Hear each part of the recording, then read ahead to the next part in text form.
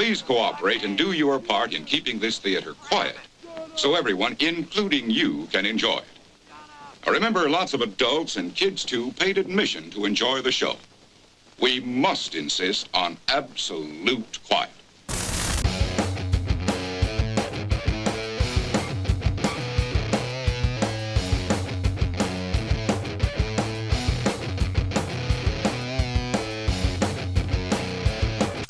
So what's this movie about, man? Oh, it's about all kinds of things, man. It's like a bunch of crazy movies, man, they put together. It's like The Incredible Shrinking Man versus the 50-Foot Woman, and then try to get it on. Well, this is going to be a short one, because how much can you really say about a movie that's essentially just a clip show? I want my money back.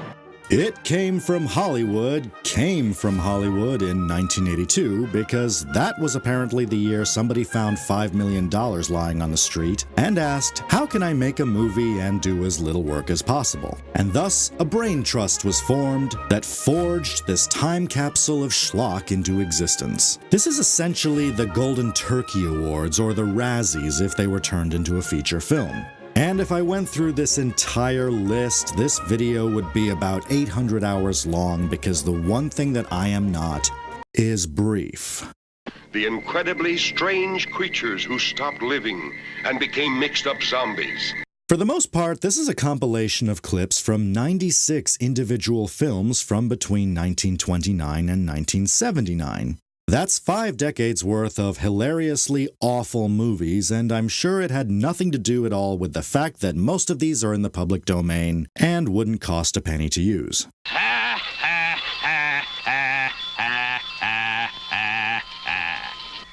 But thankfully, the producers did feel the need to, create new footage with their cameras and their actors. So we get some introductions, wraparound segments, and some truly terrible jokes by some of the most popular comedians of the 1970s and 80s. Danny Diamond here, the Diamond-studded drive time hour, at the scene of last month's big battle for Toledo.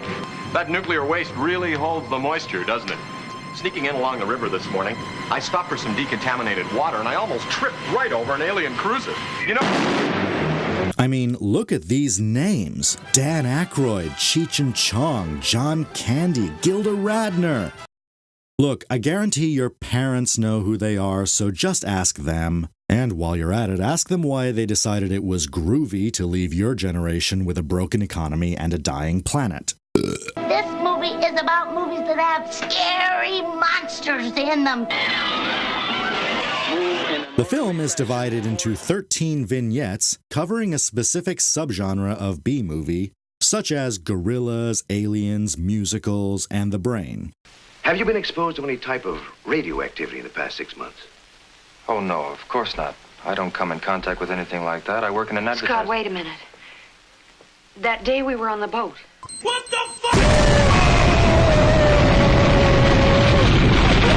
Naturally, it's Cheech and Chong who cover the anti-drug propaganda, because Jay and Silent Bob were too busy being born and the old guy from Reefer Madness was probably dead. Hey, you torching up? Now look, don't be a dry kitten. We don't want to get caught with a reefer again. Hey, man. There's a lot of kids starving in Cambodia want that roach. My favorite segment is John Candy's salute to Edward D. Wood Jr., which he hosts from the set of Michael Jackson's estate sale. Ed wrote all the dialogue himself. Here's an innovative, dramatic use of the word there. The saucers are up there, and the cemetery's out there. But I'll be locked up in there. Now here's an actor who really knows how to use a gun. Now bear in mind, this was before Ed Wood was immortalized in pop culture as one of Johnny Depp's many irritating faces, so at the time, this was probably new information to most people. The nighties and negligees, the sweaters and skirts, the robes and dresses, the stockings and the high-heeled shoes. That's about it, darling. I wanted to tell you for a long, long time, but just couldn't bring myself to do it. What, by putting it in a fucking script for everyone to see? Lamb, I don't fully understand this, but... Maybe we can work it out together.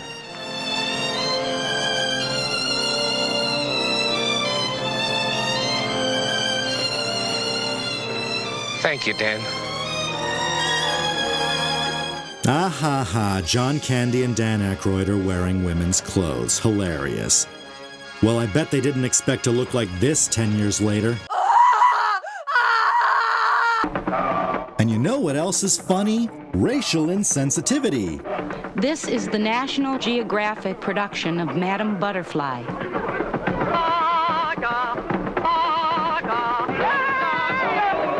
I mean, this is 20th century American entertainment we're talking about, so it shouldn't be that hard to find some horribly racist is in a heavenly land where the good folks go. Come right in, hallelujah to you. And hi-dee-ho! Who's that there white soldier Tom that I used to know? I'm so glad that he landed up here with his... Can you believe it? And this, too, we owe to Hollywood. Fuck you! Nope, nope, nope. No way, I'm skipping to another clip. On the bank of the river, stood running back, young Indian brave. Okay, let's try another one. Oh, come on! Do you have two of anything else? Bad! That's a bad Hollywood. I would say you need a spanking, but lately it seems like you're into that kind of thing. So I guess It Came From Hollywood could be seen as the precursor to shows like Mystery Science Theater 3000, Elvira, Mistress of the Dark, and hell, even the bullshit I make. I mean, look at this. I'm making fun of a movie that makes fun of other movies. It's like Inception with bad jokes. Give me another hit, man. The Wikipedia page calls it a comedy documentary film, but let's call it what it really is, an excuse to get together with your friends, smoke pot, and laugh at some really, really awful movies.